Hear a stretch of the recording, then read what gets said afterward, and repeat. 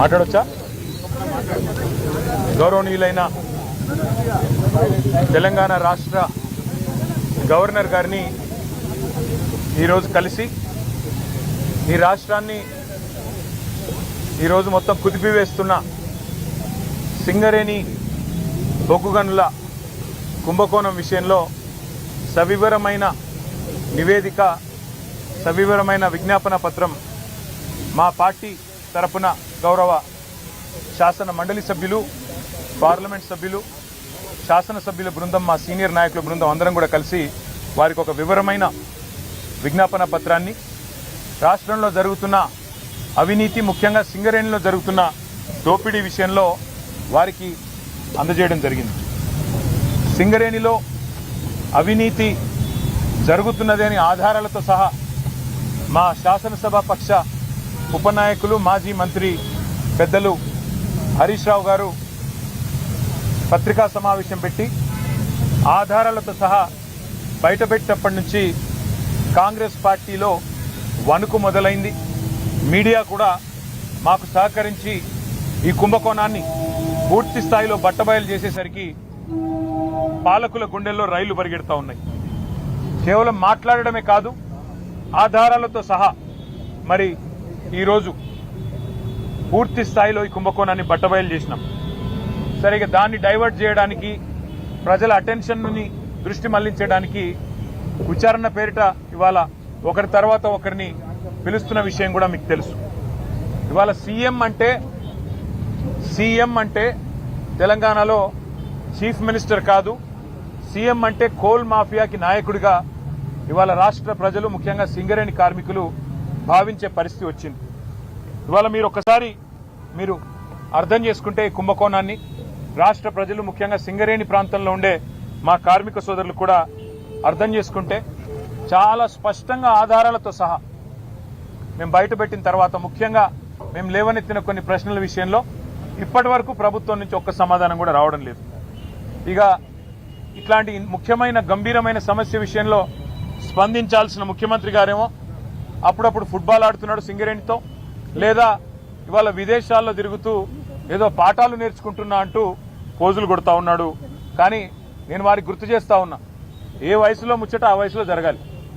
చదువుకోవాల్సిన టైంలో చదువుకోక ఇప్పుడు చదువుకుంటానంటే ఏం వస్తుందో ఒకసారి వారు కూడా ఆలోచించుకోవాలి. మీరు 10 కోట్ల రూపాయల సింగరేణి నిధులు, సింగరేణి సంస్థకు సంబంధించిన నిధులు దుర్వినియోగం చేసి మీరు ఫుట్బాల్ ఆటకి, ఈ రాష్ట్ర ప్రజలతో మీరు ఎలాగో ఫుట్బాల్ ఆడుతున్నారు, కానీ సింగరేణి సంస్థతో కూడా ఫుట్బాల్ ఆడుతూ 10 కోట్ల రూపాయలు దుర్వినియోగం చేసి ఈరోజు ఆ సంస్థకి తీరని అన్యాయం చేసింది ఇవాళ రేవంత్ రెడ్డి గారు. ఒక్క స్కామ్కి సంబంధించి ఇన్ని ఆధారాలు బయట పెడితే కూడా ఒక్క స్కామ్ సంబంధించి కూడా ఇప్పటివరకు పాలకుల వైపు నుంచి సమాధానం లేదు. మేము అడిగాం, స్పష్టంగా చెప్పాం, మళ్ళీ అడుగుతా ఉన్నాం. ఓబీ టెండర్ల విషయంలో, ఓవర్ బర్డెన్ టెండర్ల విషయంలో గతంలో ఎన్నడూ లేని సైట్ విజిట్ సర్టిఫికేషన్, అంటే మీరు సైట్ మీదకి రావాలి, అక్కడికి వచ్చినట్టు సర్టిఫికేట్ తీసుకోవాలి అనే నిబంధన పారదర్శకతకు పాతర వేసి ఎందుకు పెట్టినారు, గతంలో ఎన్నడూ లేని విధంగా ఇది ఎందుకు పెట్టారంటే ఇంతవరకు సమాధానం లేదు. భారతదేశంలో ఎక్కడా ఏ కోల్ గనిలో లేని, ఏ బొగ్గు గనిలో లేని నిబంధన ఇక్కడనే ఎందుకు పెట్టినారు అంటే ఇంతవరకు సమాధానం రాదు. అట్లాగే నిజంగానే 2018 నుంచి 2024 వరకు ఈ నిబంధన గనక కేంద్ర ప్రభుత్వం ఒకవేళ సిఫారసు చేసి ఉంటే ఆ రోజున్న బీఆర్ఎస్ ప్రభుత్వం అమలు చేయలేదు. అన్ని టెండర్లను కూడా ట్రాన్స్పరెంట్ గా మేము పిలిచినాం. అందుకే ఆ రోజు అన్ని మైనస్ టెండర్లు వచ్చినాయి. ఎస్టిమేటెడ్ కాస్ట్ కంటే తక్కువ ఖర్చుకే సింగరేణికి డబ్బులు ఆదా చేస్తూ ఆ రోజు జరిగిన మాట వాస్తవమా కాదా? మరి ఆ రోజు ఆ టెండర్లలో లేని షరతు మీ ప్రభుత్వం వచ్చిన తర్వాత ఈ సైట్ విజిట్ సర్టిఫికేషన్ అనే విధానం ఎందుకు పెట్టారు, ఎవరికి లాభం చేయడానికి పెట్టారు అంటే ఇంతవరకు ప్రభుత్వంలోని బాధ్యులు ఏ ఒక్కరు కూడా సమాధానం చెప్పట్లేదు. 2025-26లో నిజానికి జనవరిలో ఒక టెండర్ చేశారు ఈ నిబంధన లేకుండా. జనవరిలో టెండర్ చేస్తారు, మళ్ళీ ఆ టెండర్ వెంటనే రద్దు చేశారు. టెండర్లో ఈ నిబంధన లేకుండా ఆ రోజు మీరు టెండర్ పిలిస్తే -7%, అంటే ఎస్టిమేట్ చేసిన దానికంటే 100 రూపాయలకు ఎస్టిమేట్ చేస్తే 93 రూపాయలకే పనిచేస్తామని కాంట్రాక్ట్ సంస్థలు ముందుకొచ్చినాయి. కానీ దాన్ని మీరు రద్దు చేశారు, ఈ నిబంధన పెట్టారు. దానివల్ల ఏమైంది, తిరిగి మళ్ళీ టెండర్ అదే ప్లేస్లో పిలిస్తే +12 అంటే 100 రూపాయలకు అయ్యే పని 112 రూపాయలకు కావాలని చెప్పి మరి సంస్థలు వచ్చిన మాట వాస్తవమా కాదా మరి మీరు చెప్పాలని చెప్పి ప్రభుత్వాన్ని మేము డిమాండ్ చేస్తా ఉన్నాం.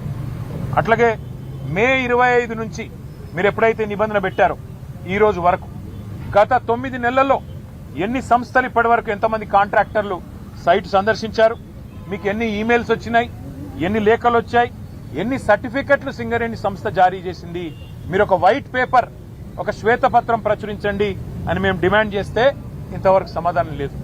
కొంతమందికే సెలెక్టివ్గా ఎందుకు ఇచ్చారు మీరు, కొంతమందికే సెలెక్టివ్గా మీరు ఎందుకు మరి కొంతమంది కాంట్రాక్ట్ సంస్థలను ఎందుకు మీరు ఎత్తుకుంటున్నారు, మిగతా వాళ్ళని ఎందుకు పక్కన పెడుతున్నారు? ఇందులో రింగ్ మాస్టర్ సృజన్ రెడ్డి అనే వ్యక్తి ముఖ్యమంత్రి బావమరిది అవునా కాదా అని మేము అడిగితే ఇంతవరకు సమాధానం రాదు, ఇంతవరకు ఆయన విషయంలో స్పష్టత రాదు. అట్లాగే మేము అడిగాం శ్వేతపత్రం ప్రచురించండి, ఒక నైనీ టెండర్లే కాదు, నైనీ బొగ్గుగని టెండర్లే కాదు, మరి నైనీలో కూడా గతంలో 2021లో 2022లో 2 సార్లు మా ప్రభుత్వం ఉన్నప్పుడు కూడా టెండర్లు పిలిచాం. కానీ ఆ రోజు ఈ సైట్ విజిట్ సర్టిఫికెట్ అనే నిబంధన లేదు. మరి ఈరోజు టీఆర్ఎస్ ప్రభుత్వంలో అవసరం లేనిది కాంగ్రెస్ ప్రభుత్వంలో ఈ నిబంధన ఎందుకు అవసరం వచ్చింది అని మేము అడిగితే ఇంతవరకు సమాధానం లేదు. అట్లాగే సోలార్ పవర్ స్కామ్ గురించి కూడా మేము బయట పెట్టాం. భారతదేశంలో ఎక్కడైనా మెగావాట్కు 2.5 నుంచి 3 కోట్లలో ఇవాళ సోలార్లో నిర్మాణం జరుగుతూ ఉన్నది. కానీ తెలంగాణలో మాత్రం సింగరేణి పిలిచిన సోలార్ టెండర్లలో మాత్రం 7 కోట్లట. 2.5-3 కోట్లలో అయ్యో పని దేశంలో మొత్తంలో ఒక్క తెలంగాణలో మాత్రమే 7 కోట్లు ఎందుకు అవుతున్నది, ఇది స్కామ్ కాదా సోలార్ పవర్లో అని మేము నిలదీస్తే ఇంతవరకు సమాధానం లేదు. అట్లాగే ఎక్స్ప్లోజివ్స్ ఏవైతే గనుల్లో వాడతారో జిలెటిన్ స్టిక్స్ 30% అదనంగా రేటు పెంచారు, ఎందుకు పెంచారు అని మేము అడిగితే సమాధానం లేదు. చివరికి సింగరేణిలో ఒక director GV Reddy, director VK Srinivas ఈ ఇద్దరు కూడా ఇది 30% అదనం ఎందుకు పెడుతున్నారు, ఖర్చు ఇంత పెట్టాల్సిన అవసరం లేదు, జిలెటిన్ స్టిక్స్ మీద ఎక్స్ప్లోజివ్స్ మీద 30% ఎందుకు పెంచారు రేటు అని చెప్పి వాళ్ళు డైరెక్టర్లు నిలదీస్తే బోర్డులో వాళ్ళ మీద యాక్షన్ తీసుకున్నారు తప్ప కాంట్రాక్టర్లకు లాభం చేసే పనిలో మాత్రం కాంగ్రెస్ పార్టీ వెనుకకు తగ్గలేదు. ఇది వాస్తవమా కాదా అని మేము నిలదీస్తే ఆన్సర్ లేదు. అన్ని విషయాలు ఇవాళ గవర్నర్ గారి దృష్టికి సవివరంగా మరి పెద్ద ఎత్తున మేము తెచ్చాము. బెదిరించి రింగు చేసి కాంట్రాక్టర్లను ఒక రింగు చేసి ఇవాళ ప్రజాధనాన్ని, ఇది ప్రజాధనం ఎందుకు అంటే సింగరేణి కాలరీస్ అనే సంస్థ 51% ఓనర్షిప్ తెలంగాణ ప్రభుత్వానిది, 49% ఓనర్షిప్ కేంద్ర ప్రభుత్వానిది. మరి ప్రభుత్వాలదన్నప్పుడు ప్రజలదే ఈ సొమ్ము మొత్తం, సింగరేణి కార్మికులదే ఈ సొమ్ము మొత్తం. అందుకే సింగరేణి కోల్ బెల్ట్ లో ఉండే మా కార్మిక సోదరులు ఆలోచన చేయాలా, వేల కోట్ల రూపాయలు ఏ రకంగా ఇవాళ ఈ ప్రభుత్వం కొల్లగొడుతున్నదో దీని మీద మరి మేము ఎన్నిసార్లు అడిగినా ఇప్పటికీ కూడా సమాధానం రావడం లేదు. వాస్తవం ఏంటి అంటే అన్నదమ్ములు దోచుకునే సరిపోవట్లేదంట రేవంత్ రెడ్డి గారికి.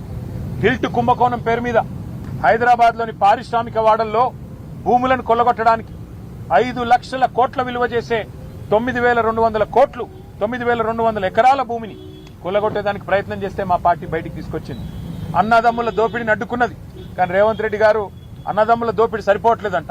ఇప్పుడు బావమరిది గారి కళ్ళల్లో ఆనందం కోసం సింగరేణిని ఆయనకు గుత్తకు రాసిచ్చిండు. తెలంగాణ కొంగు బంగారంగా భావించే సింగరేణిని కాంగ్రెస్ ముఖ్యమంత్రి రేవంత్ రెడ్డి పట్టపగలే కబిలిస్తా ఉన్నాడు.